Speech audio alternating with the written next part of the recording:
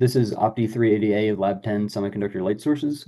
In part A looks at the physical properties of laser diodes and light emitting diodes. This was all done under a microscope. After measuring a ruler for a pixel millimeter conversion factor, the laser diode's cavity length is measured. This will be used later for longitudinal mode spacing.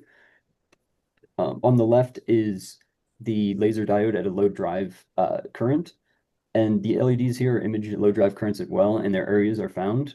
Lastly, the values are compared to theoretical values from the data sheet, which the cavity length's roughly the same. The LED emission area is different because it was a different data sheet.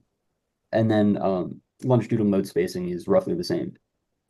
In part B for the spectrum of the LED and the LD, we used the optical spectrum analyzer in the figure below. And then the goal for the LD was to view the modes when we drove the current through it. And for the LED, our goal was to find an emission spectrum compared to the theoretical.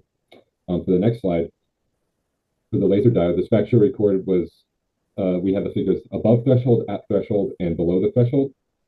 As the driving current increased, the sharp longitudinal modes appeared and shifted slightly, one from the other. And the measured wavelength spacing from the first figure was around 166 picometers using our known cavity length. We calculated a very similar value to part A. And then when we were recording the LED for the broad peak, it was around 627 nanometers, which is well within a reasonable range. And yeah.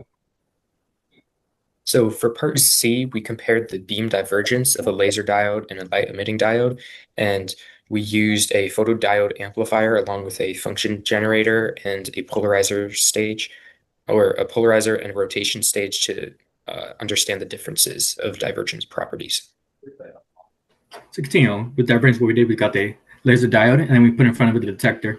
And then we will angle the detector from -90 all the way to 90 with 10-degree increments. And then repeated this step with LED to get the voltage versus angle. And then for polarization, we did the same thing. However, we put the polarizer in the middle, and instead of rotating the LED or the laser diode, we would rotate the polarizer to find the highest and lowest voltage peaks. And what this is saying is that we found that the polarization value for the LED would be 4.8, meaning partial polarization, while for the other, it would be 1, meaning fully polarization. Thank you. For part B, we compared power versus driving currents for the LED and laser diodes by using an integrated sphere and photodiode detector, as shown in the image to the right. For the next slide, the LED output increased linearly with current, showing spontaneous emissive behavior, and the LED curve showed a sharper rise in power above a threshold current of around 20 milliamps. This contrast demonstrates the key difference between the two devices.